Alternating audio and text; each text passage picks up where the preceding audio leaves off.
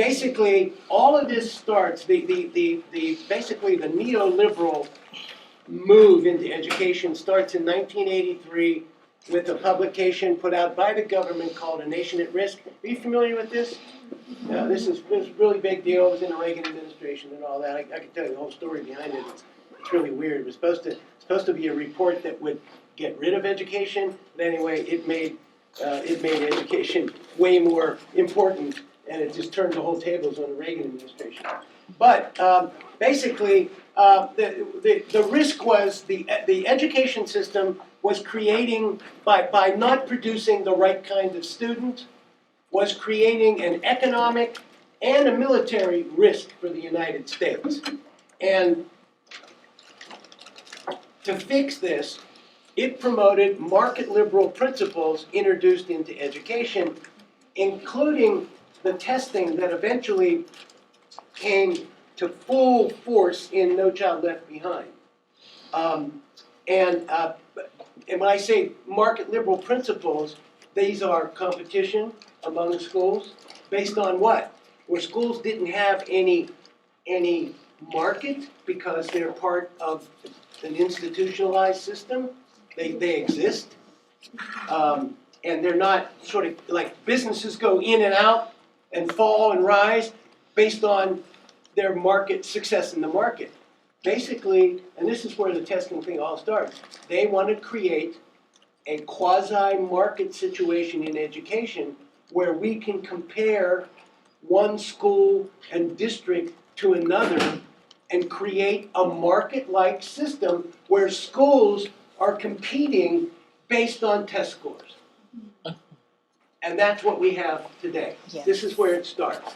And they wanted to extend social efficiency and social mobility goals over democratic equality even further, and technocratic over civic professionalism. And I can go through this point by point with you and show you what they wanted and how that fits into stuff that we already know from here. But if you want to take a look at that book, you'll see with standardization, bureaucratization, all of that. And then 3 years later comes two reports: A Nation Prepared, A Nation at Risk, now, A Nation Prepared. That's the Carnegie Corporation, 1986, a real catchy title. And then Tomorrow's Teachers, and that comes out of the Holmes Group, which was a group formed of all the, it wasn't all, but it was I think it was 90 Research One universities that had schools of ed, and we were one of them. And what those reports did was look at education again, totally social efficiency and social mobility. How are we going to get, and this is what the middle class wanted, how are we going to get your kids into better jobs, and how are we going to make schools work more efficiently for the economy? By what? By slotting people into particular kinds of jobs, right? Because you want, the efficiency in this sense means you have a perfect match between a job's requirements and the skills of the person who holds it.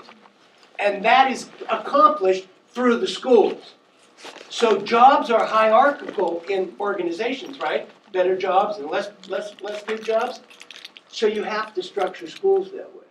You have to create tracks that prepare people. Because what do we say? We want everybody to have a college preparatory education. They don't want that. They want lower tracks so people will go into these lower track jobs. Okay? You understand that, right? That's what social efficiency is all about.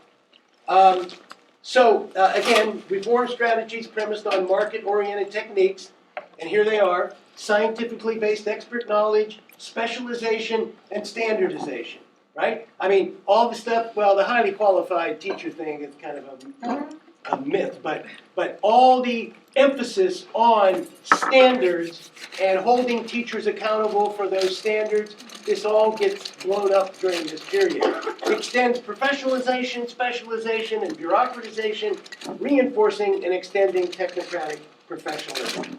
That's in the 80s. After this Nation at Risk and these reports came out, there were 700 pieces of legislation passed requiring testing of students and testing of Yeah. teachers in the 50 states. Everybody jumped on the bandwagon. But the problem was everybody was doing it differently, and then eventually in the 90s and ultimately with No Child Left Behind, they pulled that into a national model. So we didn't have all those different state things, although they let them keep their state standards. So the problem is in expertise, of course, because even civic professionals have to have all the expertise they can muster. But it's on the market liberal emphasis on competition over collaboration, self-interest over public interest, and thereby reinforcing technocratic professionalism and weak democracy, ultimately.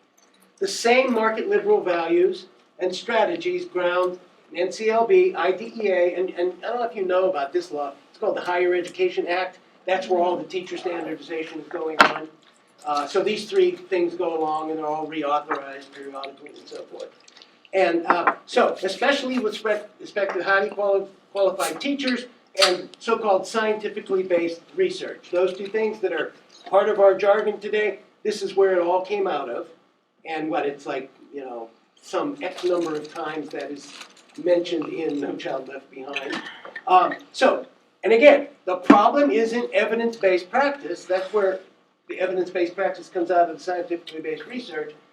The evidence-based practice is not a bad thing, but the problem is it's only technical rationality, right? So it's only, and then you look at IES and what they fund, experiments. Which intervention is best for achieving some end? No practical rationality to understand what kinds of values we want our whole system to work toward, and what reflected in our practices and interventions. Being evidence-based doesn't make a practice right socially or politically. We can choose different practices based on what we want our children and therefore our society to look like.